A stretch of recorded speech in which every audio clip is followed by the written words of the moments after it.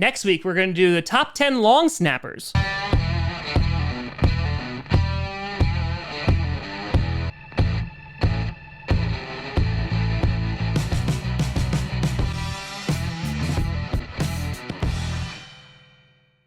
Grossi Posse Packer Nation.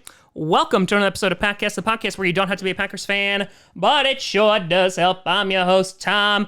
I'm actually not recording this on Friday. I'm recording it on Thursday, hence my same shirt, because I'm not around right now. Went away for the weekend. I'll be back on Monday, so I hope no really big news breaks while I'm gone. Grossi, and today we are going to be ranking the top 10 wide receivers in 2020, because why not? Lists are fun. Now, I'm going to start off by saying this list was incredibly difficult to make. Not just because of the number 1 slot, but really that number 10 slot, because honestly, there's a ton of guys that you could make the argument could be in this top 10. And so before I even get into this list, I want to talk about the guys who didn't make it, that were right on the cusp, that I almost put in. You had Cooper Kupp from the LA Rams, a guy who is vastly underrated, and on top of that has Jared Goff throwing to him, and last year that was a dumpster fire. He almost made this list. You had Stephon Diggs, who honestly was on this list, and then I took him off for the actual number 10. Stephon Diggs, who has been pretty damn consistent his entire career. He has good speed. The guy catches the long ball. He's just an overall good wide receiver, and I'm happy that he's not in the NFC North anymore. But he just missed the cut, and this is where Lions fans turned off. Kenny Golladay. He also made the list too. It was between him and Diggs, and then I wound up going with a different wide receiver. Golladay, man, he had a ridiculous contested catch rate last year of 54.2%. The guy is obviously a rising star, and even with uneven QB play, like when Matthew Stafford was hurt, the guy is still getting those receptions and making some ridiculous catches. So at least I'm acknowledging them, but I imagine the pitchforks are already out. Well, that being said, let's talk about the guys who actually made the list. Number 10, Odell Beckham Jr. Yeah, this was a tough pick for me because you go back a few years ago and Odell Beckham Jr. is a top 5 wide receiver easily. However, the guy hasn't been healthy for the past 3 years, but is still putting up good numbers. He put up back-to-back seasons at 1,000 yards, obviously with the Giants, which was a down year, and then with the Browns, which was a down year. And on top of that, he was injured last year. And he also had Jarvis Landry, who was also a guy he had to contend with who had over 1,000 yards, and he was still able to put up these numbers. Obviously, those TD numbers have definitely gone down, but you have to keep in mind, too, that Baker Mayfield was horrendous last year under terrible coaching, and it was just a hot mess. Oh, yeah, and he was injured the entire season. So right now for me, Odell Beckham Jr. is right there because while his productivity hasn't been elite as of late, the guy has shown even when he's injured, he can still be a really damn good wide receiver. And I think because of that, for me, he makes the list. Then number 9, you got Tampa Bay wide receiver Chris Godwin. And boy, oh boy, I was contemplating putting him on this list because he's just so new. He's only been in the league for 3 years, but the guy keeps on getting better and better every single season.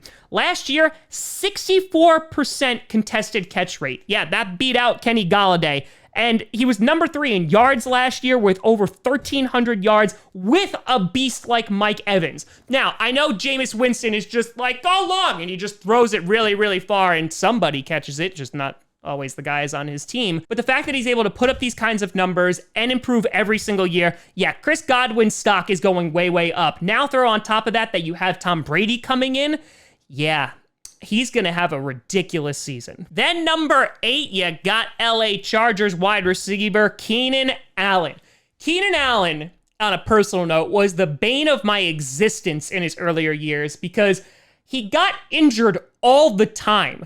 Thankfully, over the past few years, he's been able to stay healthy, and when he is healthy, the guy is an absolute stud. Great route runner, great hands. He has 3 straight seasons over 1,000 yards, 18 touchdowns in 3 seasons, averaged 68.4% catch rate, and even when Phillip Rivers was just terrible last season, he was still able to put up great numbers. Keenan Allen, for me, is definitely an elite wide receiver. It's going to be interesting because you're obviously going to have Tyrod Taylor throwing to him for at least part of the season next year. But with Justin Herbert coming in, I have to imagine that Keenan Allen is going to be one of his favorite targets, and Hunter Henry if both of them can stay healthy. Then number 7, you got Cowboys wide receiver Amari Cooper.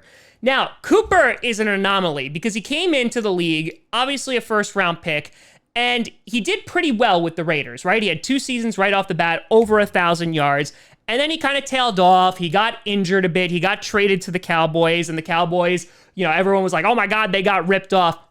As a Cowboy, the guy has put up ridiculous numbers. He's played 27 games with them. He's had over 1,900 yards and 15 touchdowns. He's had back-to-back 1,000-yard seasons. And the only reason that he's not higher on this list, because he does have a better catch percentage than Mike Evans, is because he hasn't been on the Cowboys long enough. He just got a mega extension, which I think is definitely worth it. And considering that you're going to have the triple threat of Amari Cooper, Michael Gallup, and CD Lamb next year, yeah, that offense has the recipe to be disgustingly good. And I wouldn't be surprised if Amari Cooper rises up on this list. Then number 6, you got good old Mike Evans. I almost put Mike Evans a little bit lower because of that catch rate. It's pretty damn low, but you have to give your hats off to Mike Evans. The guy has played with a plethora of not so great quarterbacks, and he has been consistent from the second he walked into this league. He's played from 2014 to 2019, has had over 1,000 yards every single season that he has played.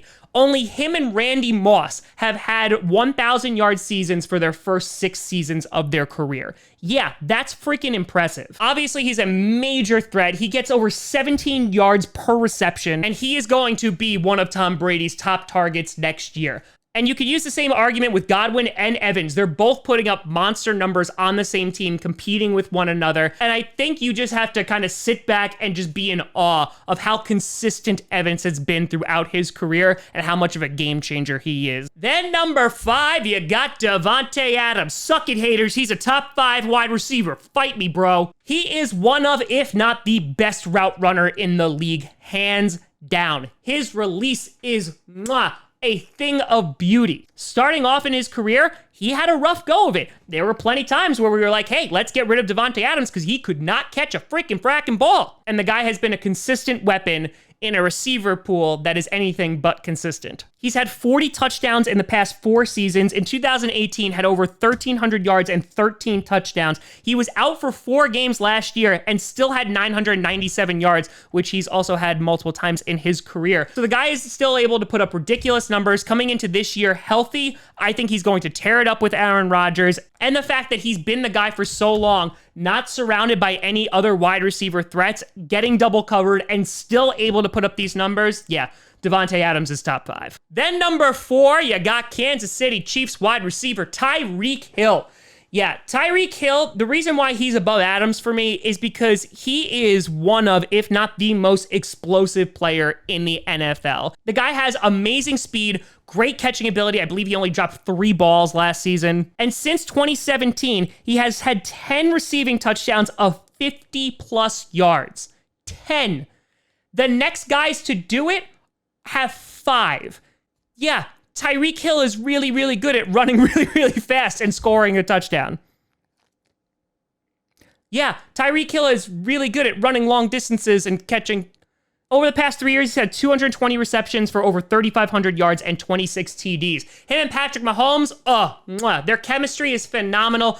And the way that they are both able to extend the play, Tyreek Hill, even if he's not catching the ball, is a game changer because defenses have to account for him. He's like Mike Wallace, except actually good. You had Mike Wallace a few years ago who literally just like ran go route after go route after go route, and defenses had to account for him because he would just blow by them with his speed. So imagine that, but with superstar talent like Tyreek Hill has. And so yeah, Tyreek Hill is definitely top 5 and is even a step above Adams for me just because the guy is able to do it all. And on top of that, has that elite speed to back it up. Then number 3, you got Texans. Oh, wait.